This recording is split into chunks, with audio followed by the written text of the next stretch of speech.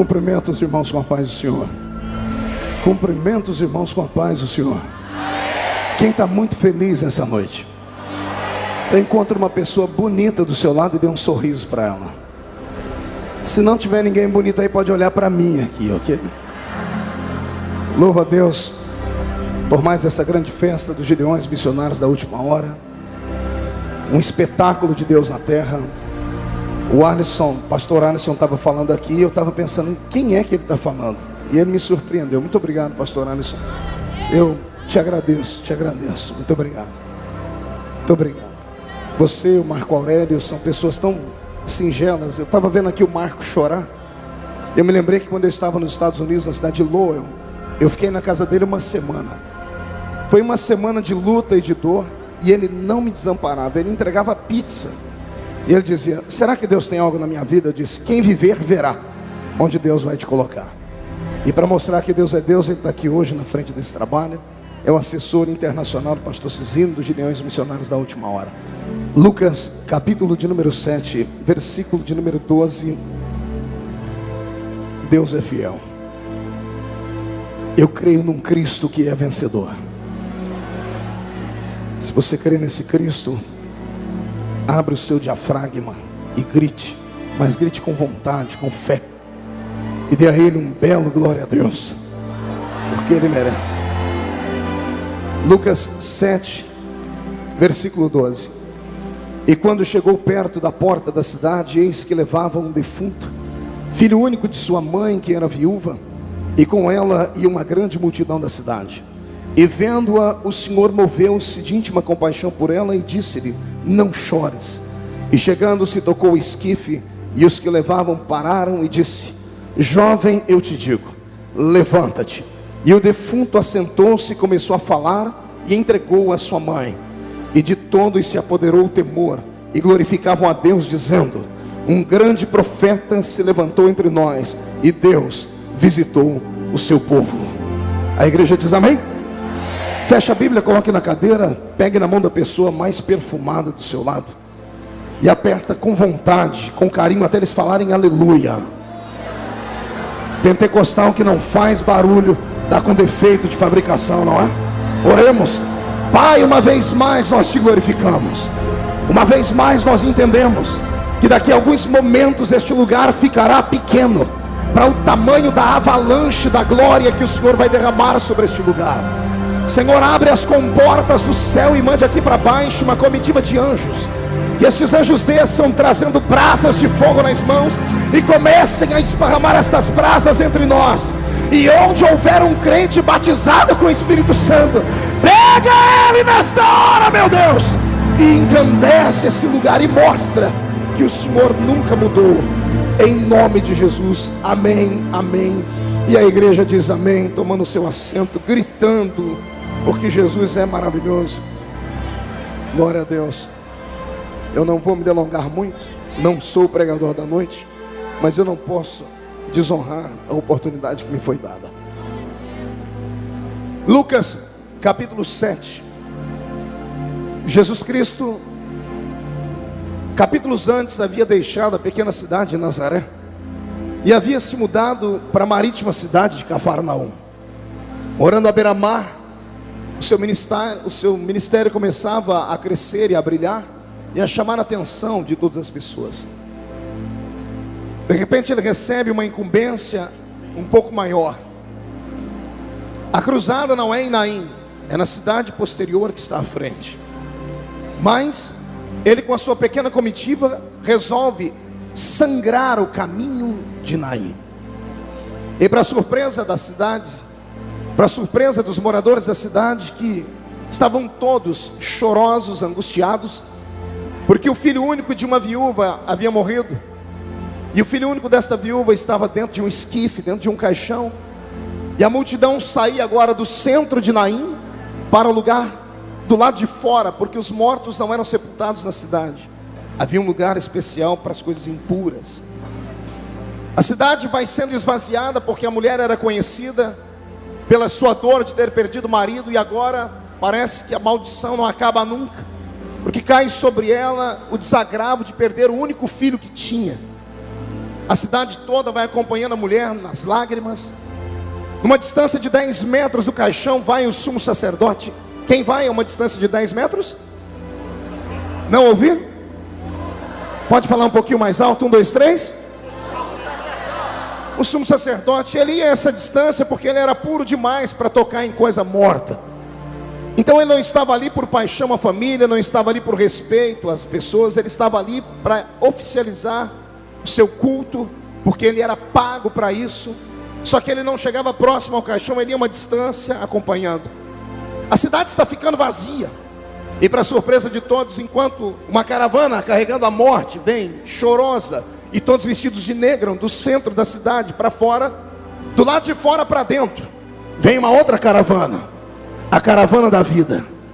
A caravana que tem como centro aquele que tem o poder para trazer os mortos de volta à vida, se houver alguém que acredite nele. Eu vou repetir para ver se você entende. A caravana da morte trazendo um féretro em um caixão, a caravana da vida transportando o príncipe da paz, o pai da eternidade, o rei dos reis e o senhor dos senhores. Mas nem a alegria da caravana da vida suporta a angústia da caravana da morte. Todos os que estavam cantando hosanas, hosanas, esse é o rei que vem em nome do Senhor, se aquietam, calam, e vão saindo um a um, ou para a esquerda ou para a direita, porque está vindo o féretro, está vindo o cortejo fúnebre, está vindo as pessoas que estavam carregando o morto. Em todas as culturas do mundo, ninguém para na frente de um cortejo fúnebre, é respeito aos mortos. E a caravana da vida que estava vindo ao lado de Cristo cantando, se calam, param e respeitam a morte.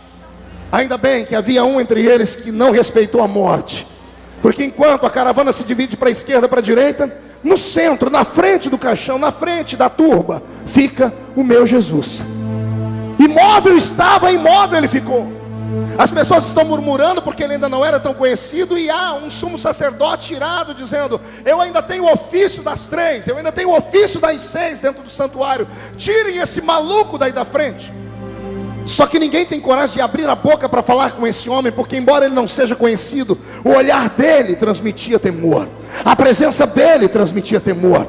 Enquanto todos respeitavam a morte, ele parado estava, parado ficou, porque o meu Cristo não respeita a morte em nenhum momento, em nenhum estágio dela.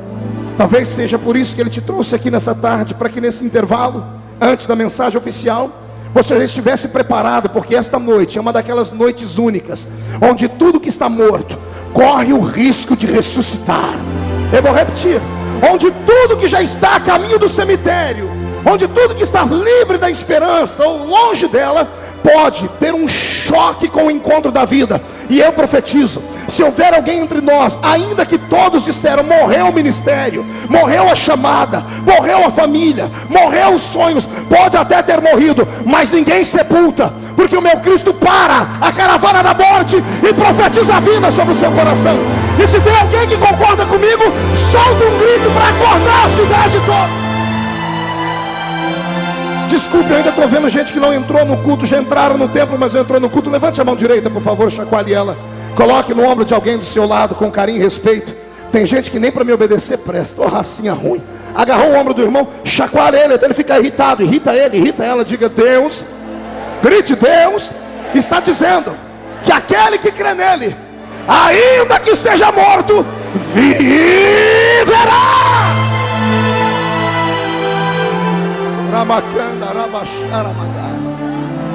Eu liberei uma palavra revelada. Eu disse que o meu Cristo não respeita a morte em nenhum dos estágios dela. Pastor, existem estágios da morte? Para nós seres humanos réis, mortais, existe pelo menos 3 estágios da morte. Quantos estágios eu disse, igreja? Faz biquinho para falar e repetir: 1, 2, 3, quantos estágios? É por isso que eu sou apaixonado por essa igreja, vivo para pregar para ela. 3 estágios. Primeiro estágio: toda vez que morre alguém, a pessoa é arrastada ou para dentro de casa ou para dentro de um velório, para assim então ter os últimos momentos com os familiares e as pessoas se despedirem. Então o primeiro estágio da morte é o velório. Após o velório segue-se o cortejo fúnebre, e depois do cortejo fúnebre a pessoa é colocada dentro de uma tumba, e dentro de uma tumba termina os seus dias. Pois bem, se você nunca se perguntou, quem sabe hoje eu posso lhe dizer: Por que Jesus, no seu ministério terreno, ressuscitou apenas 3 mortos? Por que não ressuscitou 4 e nem 2? Foram 3 mortos. Exatamente para mostrar para nós que o poder dele não tem limite. O poder dele pode bloquear a morte em qualquer um dos estágios que ela esteja. O primeiro estágio da morte, eu vejo meu Cristo encontrando a tal filha de Jairo, que a Bíblia faz questão de não dizer o nome da menina. Ela estava morta, estava dentro de casa, estava o velório, o caixão estava bem feito, a menina já tinha sido quase que embalsamada, as flores estavam ali, os parentes estavam ali, os amigos estavam ali. Mas como ainda era o velório, a notícia não havia corrido por toda a terra. Só os vizinhos sabiam daquela morte. Pois o meu Cristo fez questão de parar a morte no começo dela e mandou um recado para a menina ressuscitar. Ou seja, eu aprendo com o meu Jesus, se houve alguma desgraça, alguma miséria que aconteceu na sua vida, agora há pouco, há 5 minutos atrás, o Senhor manda dizer que Ele pode travar a desgraça agora, pode parar a calúnia agora, Ele pode parar nesse exato momento aquilo que anda falando de você. E aquele que começou de manhã falando, antes do final da noite vai ter que receber uma ligação dizendo: para de falar que morreu, porque já ressuscitou, porque já ressuscitou. Você crê nisso? Pois meu Cristo também tem o poder de parar a morte no meio do caminho, no meio do velório. Amigo, não se desespera, irmão, não fique triste. Deixe os maldizentes falarem, deixe os coveiros de igreja falarem, deixe essas pessoas que envelheceram na fé e emprestam a sua língua para Satanás todos os dias. Que seja ele de que patente for, que seja ele de querubim a um reles pastor simples, que seja ele só um membro ou lavador de igreja. Tem pessoas que depois de algum tempo na fé perdem completamente o reduto da esperança, e quando eles olham para você, eles apostam na sua sepultura, eles apostam na sua morte. Meu Deus, eu acho que não tem nenhum pregador que mais ressuscitou nesse país do que eu. Quantas vezes disseram que eu morri, e olha eu Vivinho da Silva aqui, olha. Por quê, pastor? Porque o homem mata aquilo que o homem faz viver. Agora aquilo que Deus dá vida, dá para nascer um macho que faça ele morrer. Você está entendendo o que eu estou dizendo? Pode alguém fechar uma porta aqui, pode alguém fechar a porta de um estado aqui, podem fechar a porta de um país inteiro. O meu Deus é dono do mundo. Eu vou repetir: o meu Deus é dono do mundo. E aqueles que maldisseram a sua vida, que estão caminhando a longe 10 metros do caixão, com medo de tocar em você, porque dizem que você já está morto, está imundo, fique tranquilo, se eles não tocam em você, eu vou te apresentar alguém que toca em você mesmo estando dentro de um caixão. É o meu Jesus. Quando ele parou na frente daquele cortejo fúnebre e viu o sacerdote a 10 metros longe, e viu todo mundo dizendo assim: esse velório tem que continuar, eu tenho que ir para o trabalho. Pessoas que vão a um velório, não têm intimidade com aquele que está morto, querem que aquilo acabe logo. Só houve uma pessoa que ficou feliz quando aquela turba toda parou. Só houve uma pessoa que ficou feliz quando viu o caixão do menino parar. Foi a mãe. Quem foi? Pergunte a mim por quê, pastor. Só fala se todo mundo perguntar. Porque era a única que tinha elo de fidelidade e intimidade com o menino. Para ela, eram mais 5 minutos que ela ia poder ver o rosto do filho a quem ela trouxe a vida. Nenhum pai deveria ter que sepultar o filho. Deveria ser contra as regras cósmicas da natureza e do universo. Só quem já pegou no filho e colocou dentro de um caixão, e teve que fechar as borboletinhas da aba, e ter que levar para dentro de um buraco, sabe o sentimento daquela mãe. Então, se você não entende do que eu estou falando, eu entendo, porque eu já peguei na alça do caixão de um filho. Eu sei o peso e a dor. Mais 5 minutos, era como se a eternidade houvesse parado, mas ninguém está se importando com a mãe. Aí entra o meu Jesus em cena. Ele atravessa o meio da multidão e vai até onde está o caixão. Ele não olha o caixão. A Bíblia diz que o olhar dele era fixo na mãe. O olhar era fixo em quem? Não ouvi. Jesus não está olhando para o caixão, para o morto, ele está olhando para a mãe. Porque todo mundo já havia dito que estava morto, mas a mãe tinha dentro dela uma centelha de esperança. Quando Jesus olhou nos olhos dela, ele encontrou aquela mãe trazendo à sua memória um menino com 8 dias de nascido, e ela com as suas entranhas dilaceradas, mas cumprindo a lei, indo ao santuário, levando um par de rolinhas ou pombinhos e apresentando aquela criancinha a Deus. E ela disse: Deus, o meu filho é seu. E agora ela vê o filho morto no caixão. Havia um ponto de interrogação na vida dela, dizendo: se eu consagrei a Deus, por que é que morreu? A pergunta pergunta dessa mulher hoje está estampada no rosto de alguns que estão me olhando aqui. É claro que alguns não param de lixar a unha. Inclusive, diga para a irmã do seu lado aí: isso aqui não é um salão de beleza, isso aqui é a casa do Deus de Israel. Fale para o outro que está mandando mensaginha no celular que aqui não é ponto de encontro. Aqui é um lugar onde nós temos que estar ligados àquele que fez os céus e a terra para que o milagre aconteça.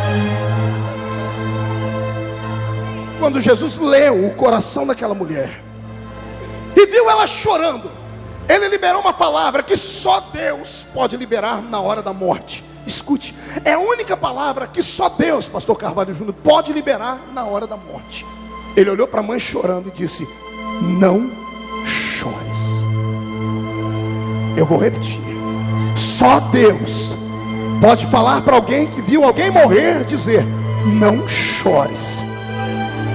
Quem é que tem coragem de ver uma mãe atracada a um corpo morto de um filho e falar para ela: não chore? Pelo contrário, nós temos que dizer: chora, desabafa, põe tudo para fora, deixa toda a sua dor, todos os seus sentimentos aqui. O choro é alívio.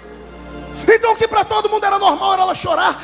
Vem Jesus entrar na contramão da avenida e dizer para ela: mulher, não chores. Eu repito, hein? Não chores.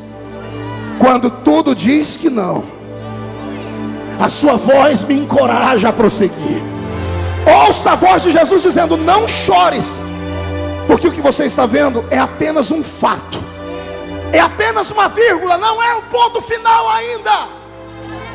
E quando ele diz não chores, todo mundo está olhando para ele apavorado, e ele levanta aquela mão dele.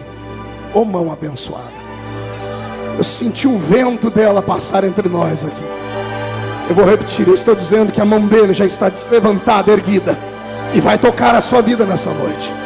Toda vez que a mão dele se levantou, alguma coisa aconteceu de maneira extraordinária. A primeira vez que Deus usou essa mão dele e ergueu ela, foi para criar o nosso pai Adão. Ele fez com a própria mão. A segunda vez que ele levanta a mão dele na Bíblia, quando ele aparece só a mão, sem o braço e sem o corpo. Ele enfia o dedo na parede do rei Beltesazar e escreve: Mené, Mené, Tekel, Urpassim. Pensado foste na balança, achado em falta, foi passado de ti o teu reino, dividido entre os medos e persas. E hoje termina a sua história. Toda vez que ele levanta a mão dele, é para parar um ciclo de derrota e começar um ciclo de vitória. Não sei se você crê, também não estou me lixando para isso.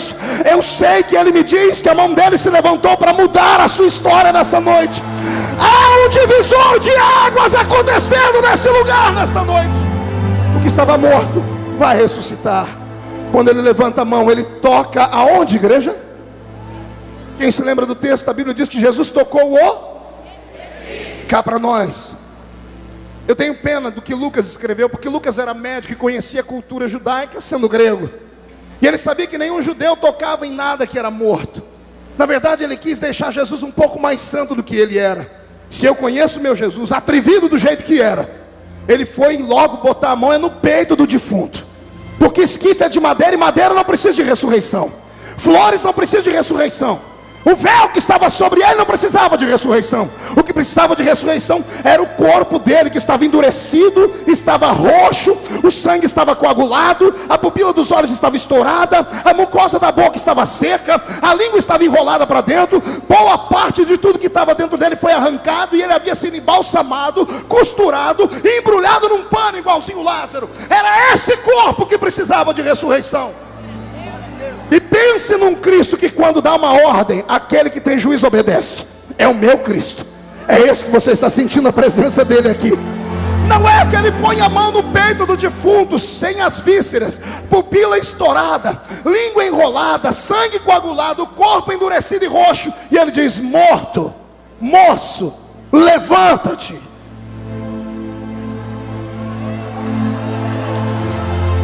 Você não entendeu?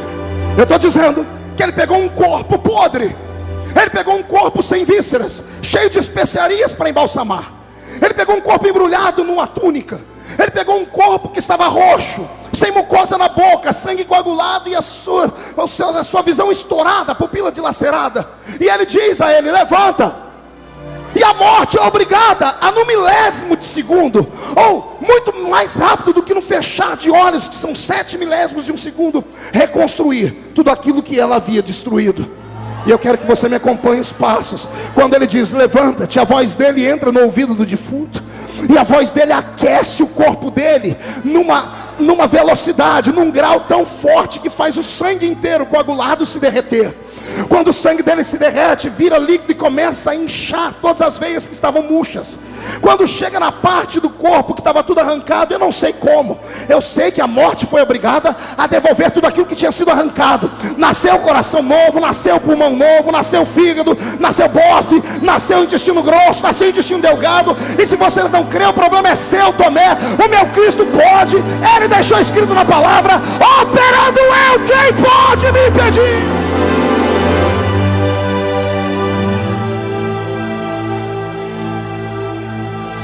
A pele começa a mudar de cor, de roxo vai ficando amarela, de amarela vai ficando um tom cinza, até pegar a cor morena do povo do Oriente.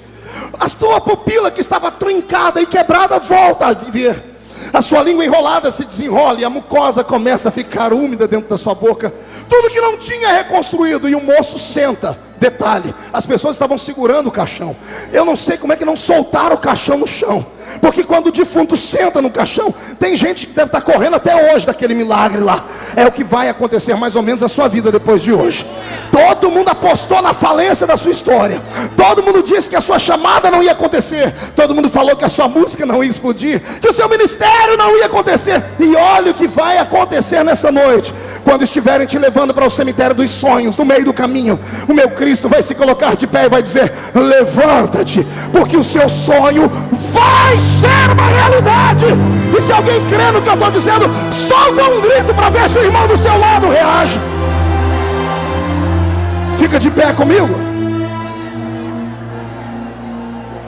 Vê se só tem um crente vivo do seu lado e agarra a mão dele. Não agarre a mão de qualquer um, só a mão de quem você está vendo os olhos brilhar.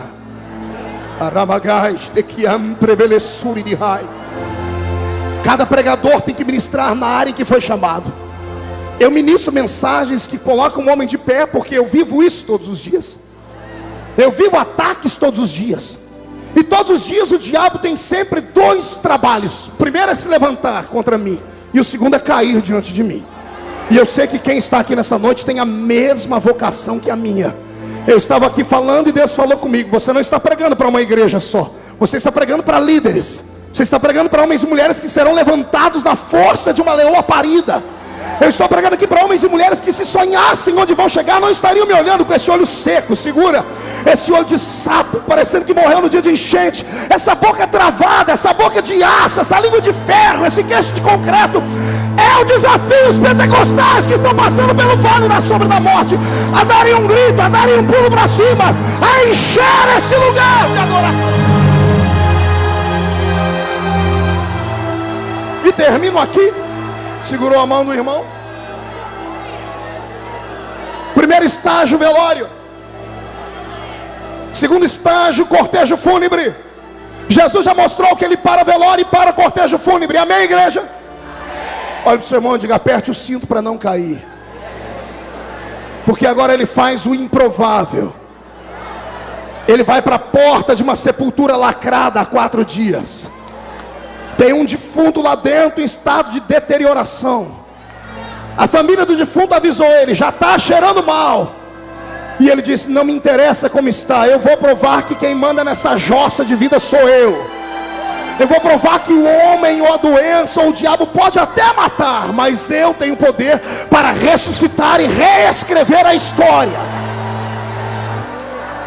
E quando arrancam a pedra da porta do defunto Lázaro, ele olha para dentro. Primeiro olha para o céu e dá graças ao Pai. Quando ele olha para dentro da tumba, ele chama Lázaro pelo nome. É o único defunto que ele chama pelo nome. A filha de Jairo ele não chamou pelo nome. O filho da viúva de Naim ele não chamou pelo nome. Mas Lázaro ele chamou pelo nome. Pergunte por quê. Lázaro estava num cemitério. Milhares de mortos estão ali. E embora o desejo do coração dele fosse que todos ressuscitassem, somente aquele que viveu uma vida de intimidade com ele tinha o privilégio. É por isso que mesmo dentro de uma tumba com dezenas de mortos, ele grita Lázaro pelo nome. Ele diz: Lázaro, quem ressuscita é só você. Quem está morto à sua esquerda, à sua direita, à frente, atrás, deixa ele por aí. vai ressuscitar aquele que tem sonhos, aquele que tem chamada e aquele que tem intimidade. Será que eu estou pregando para alguém que tem essas características aqui? Então solte a mão do seu irmão e agarre pelo braço. Traz o braço da pessoa bem próximo.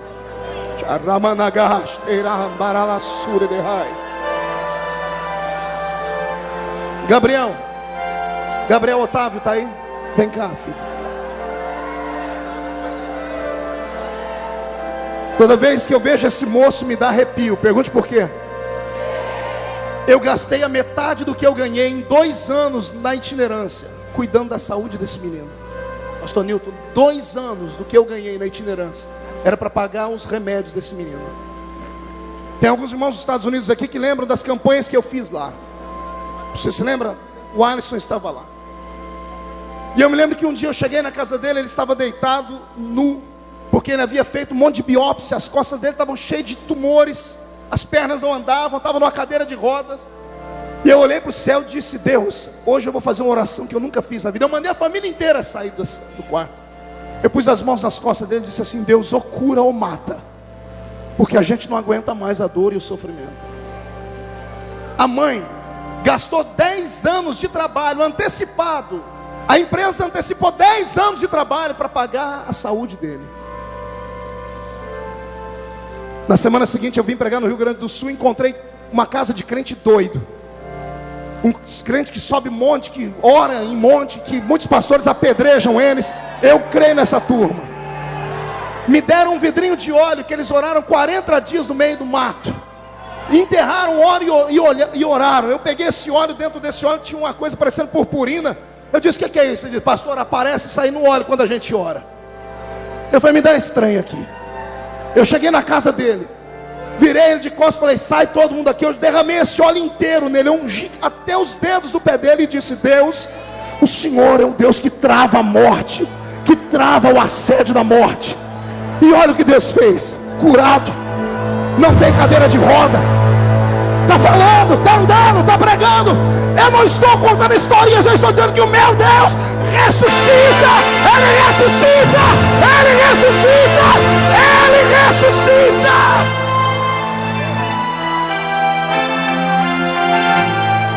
Solte as mãos do seu irmão e eu entrego o microfone. Traga as 2 mãos no peito.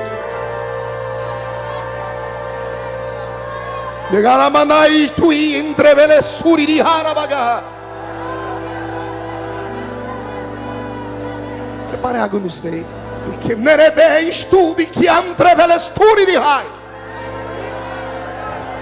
Em nome de Jesus Cristo, eu venho contra todos os demônios que bloqueiam sonhos, contra todos os demônios que sepultam ministérios, contra todos os demônios que roubam a esperança. E profetizo que nesta noite o meu Cristo arrebenta os grilhões, quebra as cadeias. Vai haver uma ressurreição no Vale dos Mortos. O Vale dos Sonhos vai prosperar.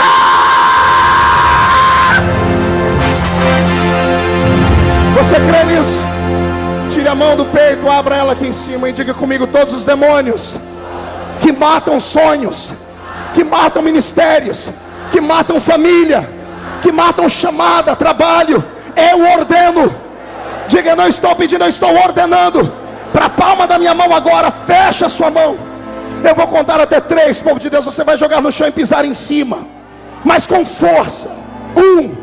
Eu profetizo que todos os que tinham que olhar para baixo na sepultura, quando tiverem que olhar lá de novo, não vão te encontrar mais lá. Vão encontrar um bilhete: eu ressuscitei lá no Congresso dos Gideões. 1,5. A sua família vai sentir orgulho da sua história. 2. Alguns aqui vão dividir púlpitos comigo pelo Brasil e pelo mundo ainda. 2,5. Eu ainda vou assistir seus programas de TV, vou comprar os seus DVDs, os CDs. Pega essa palavra. 2,75. Só sobra para nós um grito de aleluia. 3. Jogue no chão, pise em cima.